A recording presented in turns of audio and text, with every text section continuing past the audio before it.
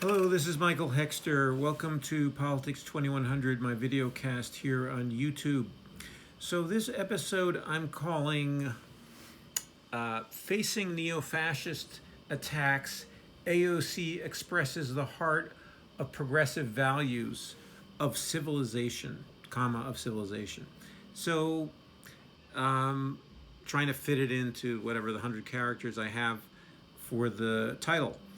But so I'm really reacting to and appreciating AOC's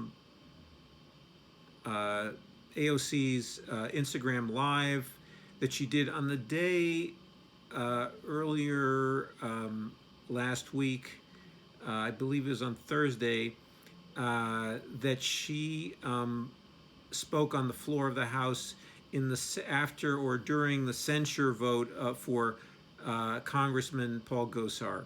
So to back up a little, maybe you already know the story, but so Paul Gosar published or tweeted out a video that he didn't make, but portrayed him in it was a kind of an edited cartoon video based on, I believe it's called Attack on Titan.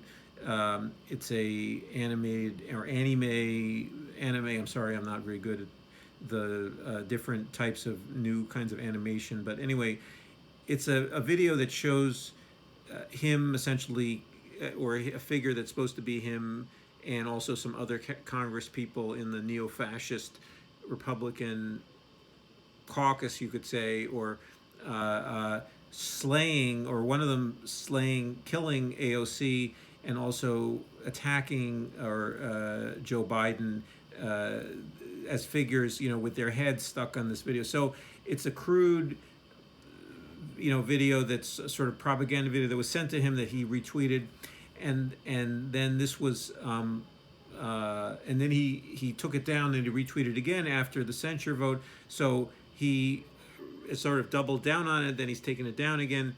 Anyway. He's a deeply disturbed individual, and also a neo-fascist, or far right-wing reactionary, neo-Confederate. He's from Arizona, which wasn't part of the original Confederacy, but he is someone who has likely conspired in the January 6th coup attempt, and has been spared by his GOP colleagues from any repercussions for his actions, both around January 6th and also now in this imaginary but still provocative, incendiary attack on a colleague of his. And so this was, in this case, AOC. And so in her floor speech, AOC did a remarkable job in pointing out how, among other things, the nihilism, of the way the Republicans use their offices to basically do destructive things, or to deny that anything matters. And she was very clear in her speech on the floor that that they were saying their service, in other words, the service of all Congress people, doesn't matter, because they say it's a joke. Let's say literally, they're saying, well, I put this video out, haha, it's a joke. I showed a figure of me that was supposed to be me, in other words, Gosar, slaying you, killing you, violently, haha, it was just a joke. It's like, so, and she was pointing out that this is a strategy of nihilism, of saying nothing matters, of creating a aura, or a arena of meaninglessness around a cloud around politics. And this is a very, key, crucial insight. I mean, I have used the word nihilism in a previous, and I'll put a link in the description box. I talked about apocalyptic nihilism as being a feature of the neo-fascist project of Trumpism, and also in other situations I tried to create sort of a general theory of apocalyptic nihilism. And and she is using nihilism in a slightly different way, and independently. I doubt she has read what I wrote, but anyway, she is talking about how it's that their joke, the use of the jokingness and saying it's all a joke is a form of nihilism, and it's a very critical and important insight and should be repeated. It shouldn't just be a one-off on the floor of the House during the censure vote, and it should be a continual line of attack against the GOP to show that they're acting nihilistically, they're acting like nothing matters, that their service doesn't matter, that government doesn't matter. And I would add, and this is something that is sort of, I think AOC knows this, but in her discussion of this also in the Instagram Live, she didn't bring in this fact that it's part, in a way, it's strategic. The nihilism is some way strategic for the Republicans, in that they don't think government should be used. They want to destroy the instrument of government for popular use. They just want to have government used by elites, by their patrons, their mega donors, to enrich themselves and to also to cause mayhem and among their quote unquote enemies, whatever they want. In other words, to press down their enemies, to suppress and to repress their political enemies. In other words, not otherwise not be useful at all for the general public good, And so it's a very dark and very, I would say, to me, evil, way to look at the use of government. It is instrumentalizing government for private use, for the use of a few, and the use of a faction within the wider population, a faction within the wider spectrum of political belief. It's not a democracy. It's a autocracy. It's a oligarchy also, or it supports an oligarchy, a government for the few by the few, and even while talking as if they are populist and creating a phony populist rap or speech, form of speech, discourse. And so anyway, so in this Instagram Live after her floor speech, she sat down in a vehicle somewhere outside the Capitol with the Capitol in the background, and I will put a link also to her Instagram Live. And she talks about how this nihilism. She goes into more depth about the nihilism of the Republican Party, and she contrasts it to and this is where I think this point also should be discussed by her and by others and really broadened out.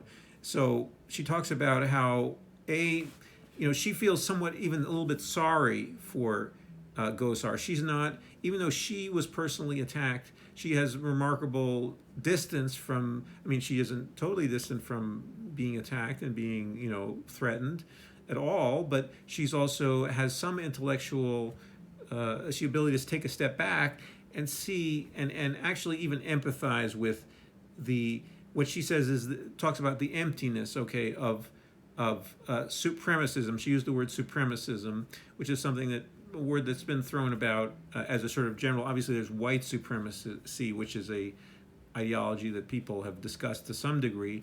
And then she talked about misogyny as another form of supremacism, or patriarchy. And she brings those up to say that Gosar is both a misogynist and a neo-fascist or a racist. And part of her Instagram Live, she talks about how using the word racist is considered to be proscribed, in other words, to be forbidden by in discussion of colleagues on the floor of the House, and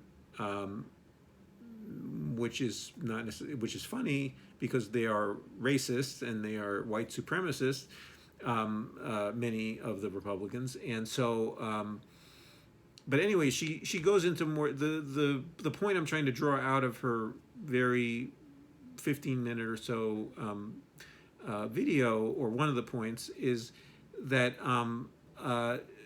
she, well, I was saying that she finds that there's sees that there's this emptiness behind this desire to suppress others, and to not only suppress but to declare oneself superior to, and to denigrate, to downplay, to declare oneself superior in all the different forms that takes. That there's an emptiness that they need, and in this she talks in a way, I don't know, she may have read Hegel, I don't know if she has, but she uses the concepts from Hegel about the master-slave dialectic. In other words, the master and the slave in Hegel, the master needs the slave in order to be the master. In other words, that there's a dialectic relationship between the two. And similarly, she's saying, the white supremacist needs the black people, or whomever they consider themselves to be superior to, Chinese people, or anybody of a different ethnicity that they consider to be lower, to be worse, that they need them, she says, more than those people need them. In other words, that they, to feel this sense of superiority, which she says, and she's right, is expression of emptiness, that their identity as men, in the case of misogyny, or their identity as quote-unquote white people, is so empty that they need to have the other to constantly define themselves against, and to try to oppress, and to try to or to actually oppress, and to use the government, unfortunately, and quite, it's quite palpable and quite real, to use the instruments of the state, or states in this case, in individual states in the United States, but also potentially if they take over the federal government again, that they will use that to continue to supply, or to try to reinforce this hierarchy, and the sense of that comes from a sense of emptiness.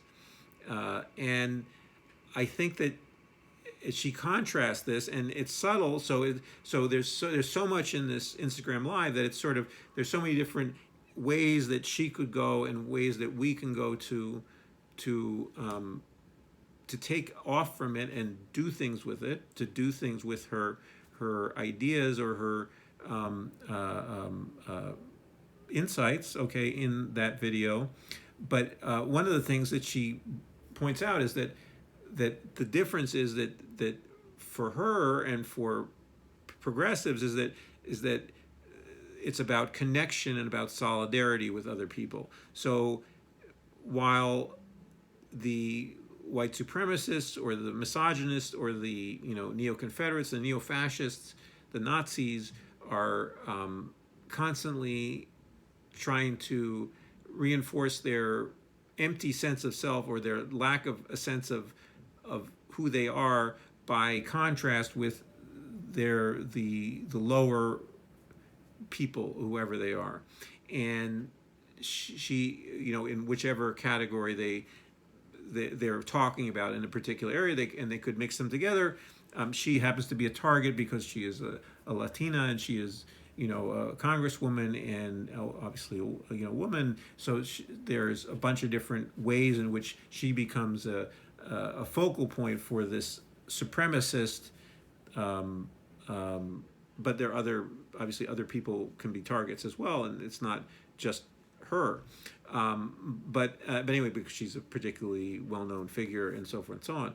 So and also a fighter, and someone who fights for her perspective, and for ordinary people, for her people in her district, and also for many people, I believe, also she represents a movement of people around the country as well who are looking for social change and for progressive governance in the United States. So, you know, progressive, left wing, but social democratic. It's not particularly far left by any stretch of the imagination, but definitely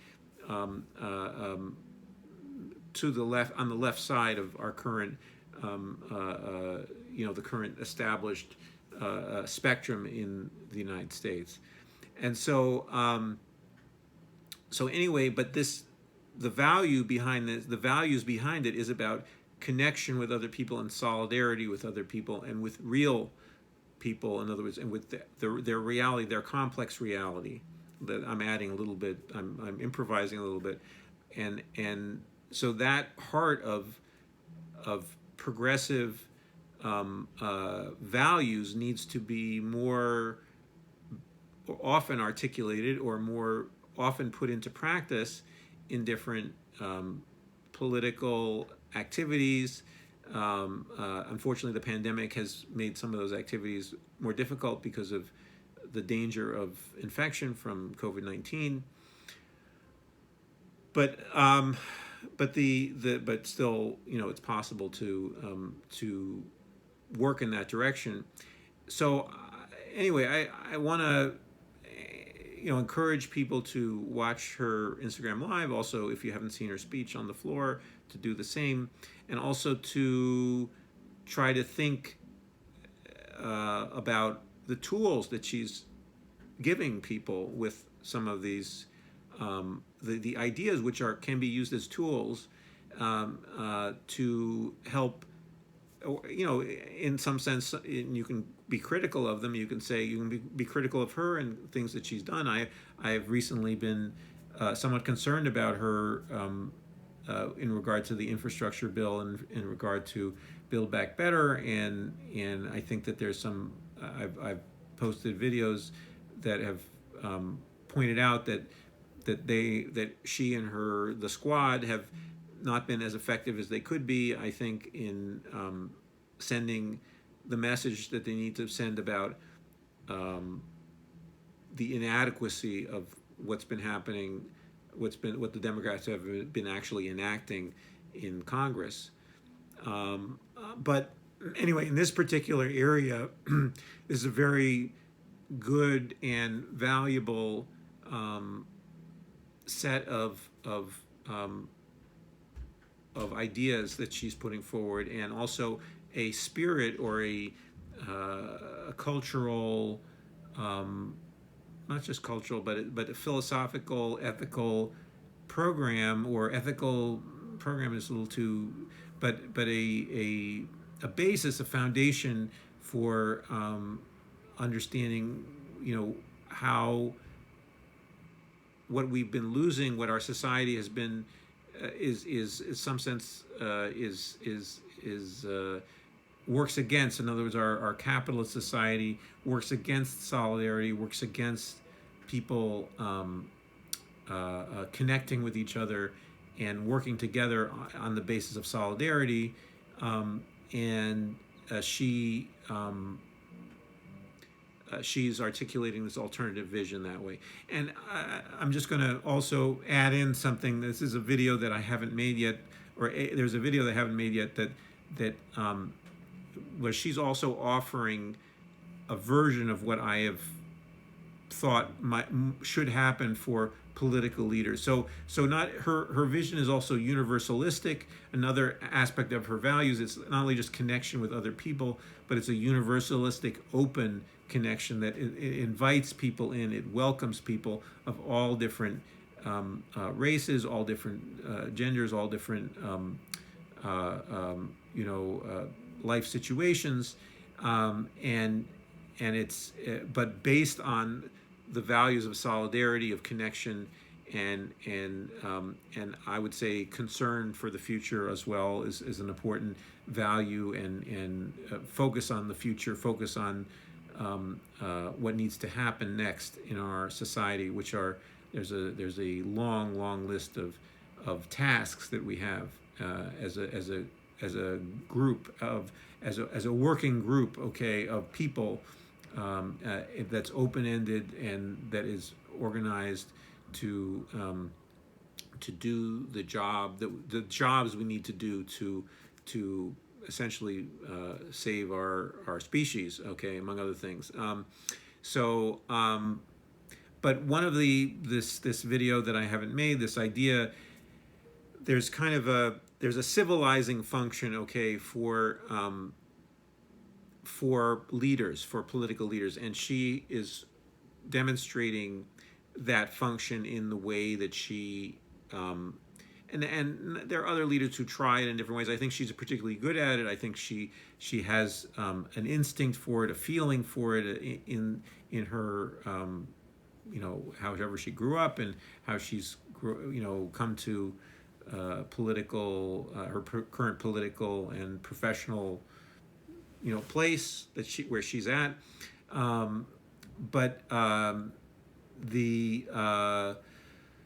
I'd say the civilizing function is to be able to absorb, like basically this guy Gosar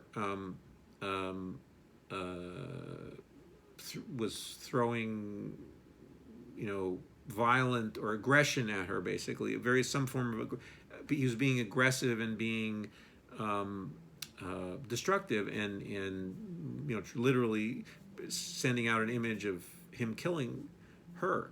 And in response, she didn't exactly turn the other cheek. So this is the mistake that many Democrats do. She faced directly the threat, or as much as she could in her position. Unfortunately, she's still a junior congresswoman, and so she doesn't hold a very high position.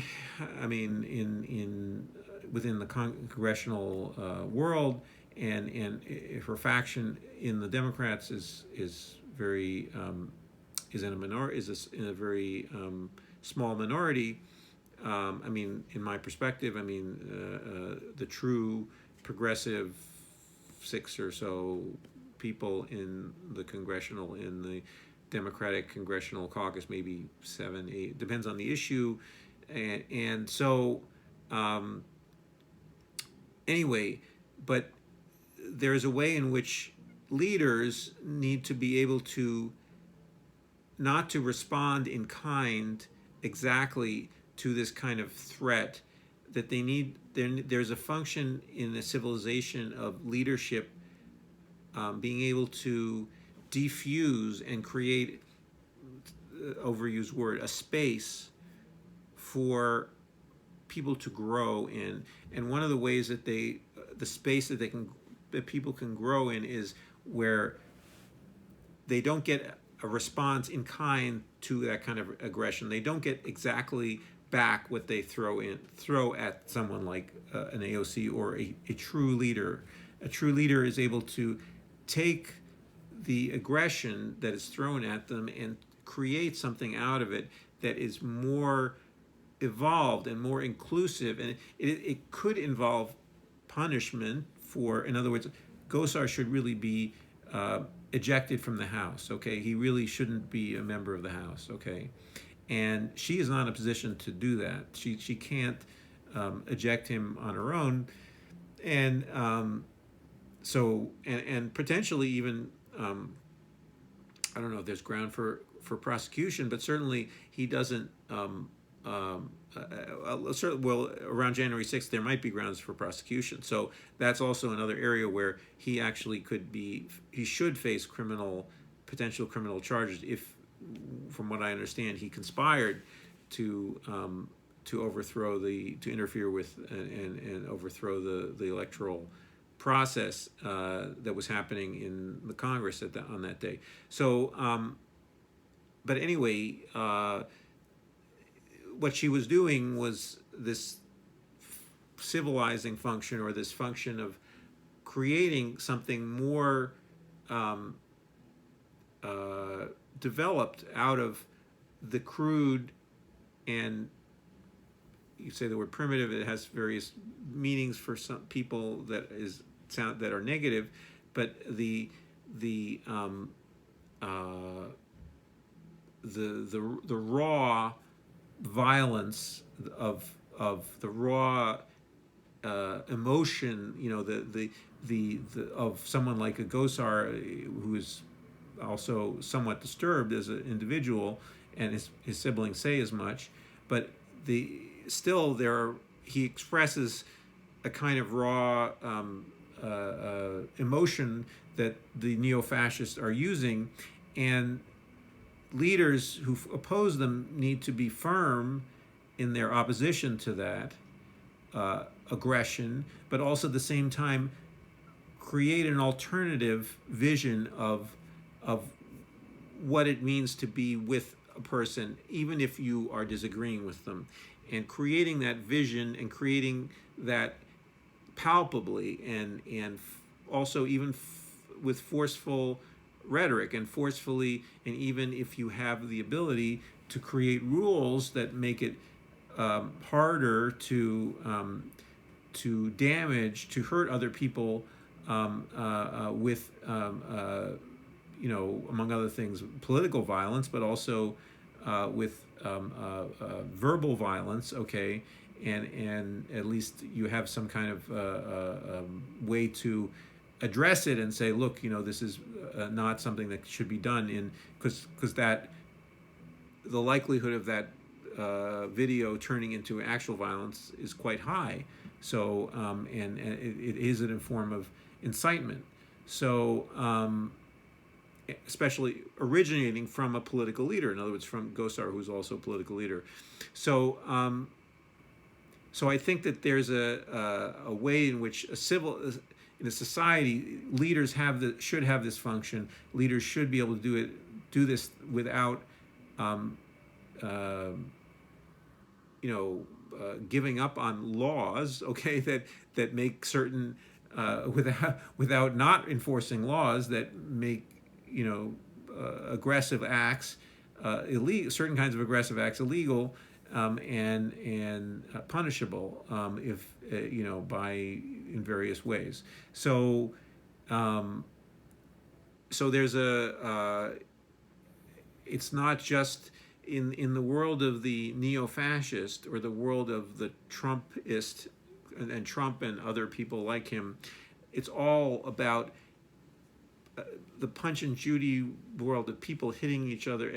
There's a constant cycle of vicious circle of violence and of reaction, people reacting, and they're actually trying to create that. They're trying to reinforce this cycle. And what someone like AOC, in not necessarily she alone, and not necessarily someone in her position alone, but just in general, a political leadership overall should be taking people out of that cycle and understanding the cycle, understanding what it's doing, understanding the tit for tat cycle that they're trying to pull people into, of people constantly one person hitting the other person with a verbal slap of some form or other, or actual physical violence and shooting, and so forth, and potentially, various forms of terrorism that might happen. So to get out of that cycle and into a cycle where people can use their higher mental abilities to make decisions about what we need to do in our society. And that requires a civilizing function for leaders to do. And that civilizing function is something I should make another video about. My views come from a particular writer in the psychoanalytic tradition who is not a political writer at all. He was writing about something entirely different, but I believe it's a function that that a good leader has, and good leadership has, and that is something that I think AOC is showing in her video, and also needs to be generalized. So it's not only a function of, not only something that's about her special and very unique and great personality or whatever it seems like certainly she's certainly a remarkable person, but we need more remarkable people. We need people to become more remarkable. Okay, in perhaps inspired by her or by other people, but anyway, that we need people to be able to create this space, okay, where that kind of vicious cycle doesn't take over our society, because it looks like it has taken over parts of it, and it will continue to escalate. Okay, so anyway, so I'm sorry I went on longer than I thought. So I thought I would, but I did. So in any case, if you are enjoying these videos, please subscribe to my channel. And also, if you like this particular video, please like it. If you have any comments about this, my thoughts about her AOC's, recent contributions, or just in general the ideas I'm presenting here, please share them in the comments below, and I hope to see you in the next video.